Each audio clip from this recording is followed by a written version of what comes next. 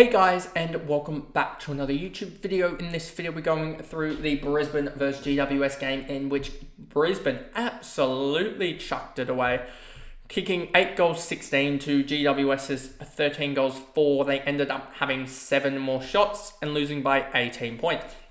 Especially after quarter time when they were up, I believe, something like 31-1.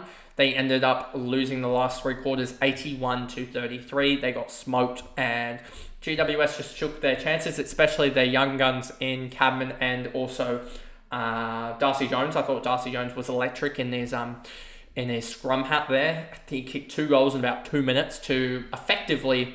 I felt like at that point that it was killing the game off, even though he got GWS level and then up by 6. It just felt that the momentum was too much at that point. And then I think Cadman's goal there absolutely sealed it off a free kick. So anyway, let's jump into this video. So Ashcroft here, 111. I thought he was pretty good. I mean, when you have 29-1, 29-9, you're having a good day. Yeah, he's just shown that he can really step it up. But the problem with him, and you'll see this happen quite a lot, is just... when is that guy going to take that natural improvement, step up to that next level? We saw it with George Wardley. Everyone's like, oh, he could be that 100 guy. We've seen it this, we've seen it that. And then it just doesn't happen. So that's the problem with this. And this happens every single year with this M5 role. We saw it, Dom Sheed, it's 2 years ago and George Wardlaw last year. And so it's like, do you go for a guy that's like 700K sort of area, and sort of see that? I think next year what's going to happen, because you're going to have Smiley, Smith, Ashcroft, like the younger Ashcroft, Lombard might get forward status, probably won't. Harvey Langford, you're going to have 5 or 6 midfielders there that are going to debut straight away. So I wouldn't be surprised if some people go for the four midfielder heavy and rookies, and then go and sort of spend around that, like really load up in the defense, because I think other than like Harvey Johnston and Luke Trainer's an intercept, but he's a tall guy, so I wouldn't be going there. There's like not many. Maybe Travalia is the only guy really in the defense that I'm seeing pre-draft that could debut early.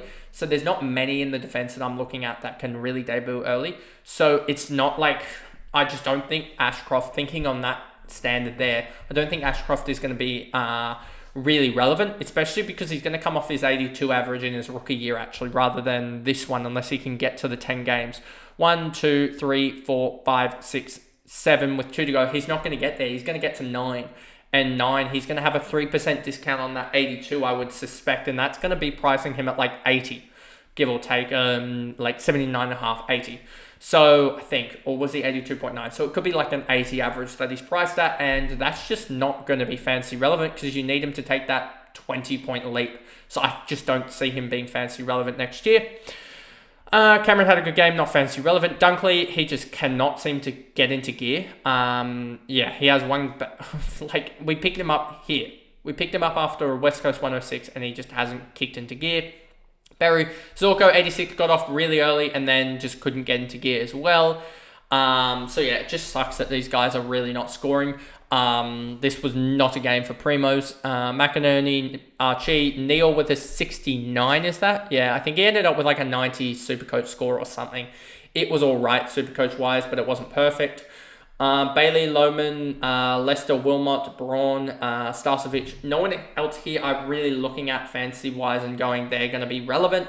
What's Jackson Pryor? Let me just see. 1, 2, 3, 4 games now for him.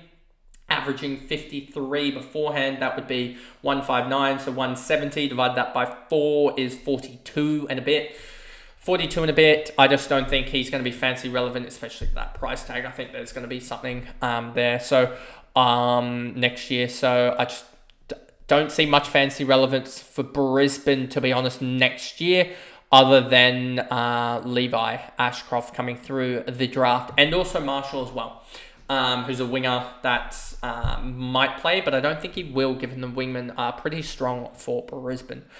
Then we go over to GWS, and no tons for GWS. Callahan 99.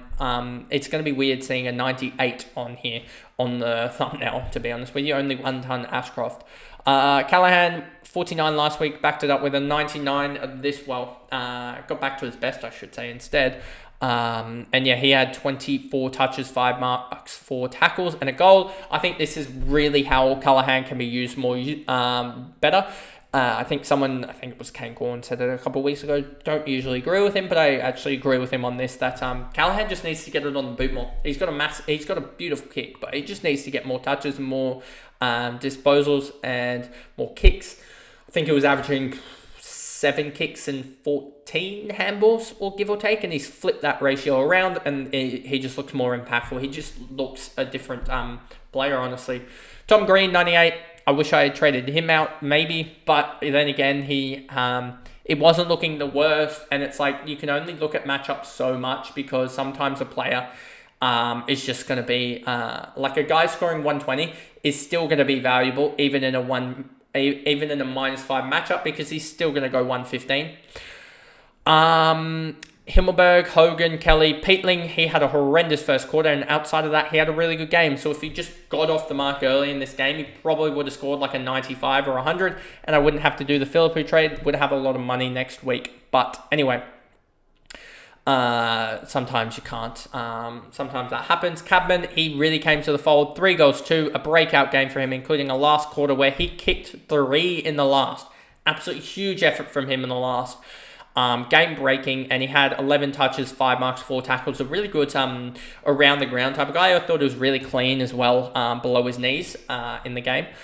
Ash, Perryman, Odun, Whitfield, he moved all over the ground trying to get rid of who was on him. Trying to think who was on him. It wasn't Starcevic, because Starcevic was on someone else. Starcevic was on, was it Toby Green? Trying to think. It's a forward was on him. Was it Archie or something that was on him?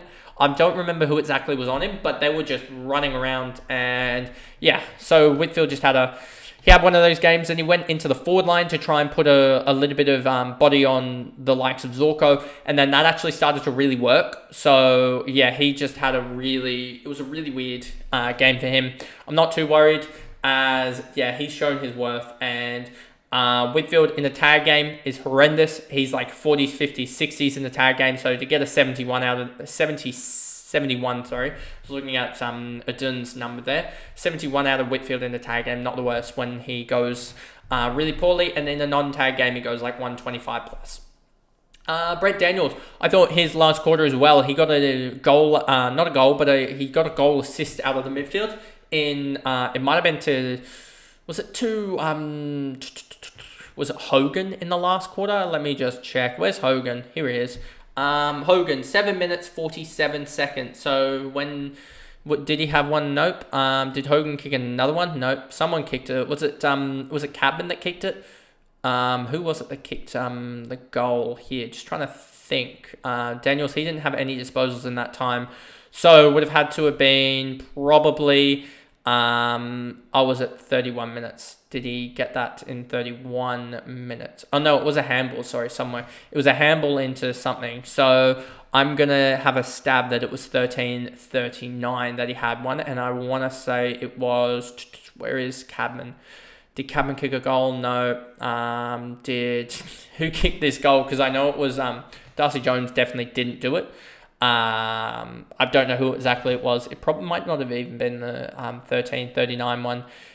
Maybe it was the 30-minute one. I don't know exactly, but Brent Daniels definitely got a clearance in one of them and set up a goal where it was about four GWS guys lining up to take the mark. And yeah, they just dominated the last quarter effectively. As simple as that. Bedford, Taylor, Buckley, O'Halloran, Green, Grzeski, Thomas and Stone came on in the last little bit. None of those guys really at the bottom end of it are fancy relevant, I don't think. I mean, Toby Green scoring a 27 was quite horrendous. A -9 in one quarter. I don't think I've seen a worse quarter than that. I don't know if it's physically almost possible to get a worse quarter than that.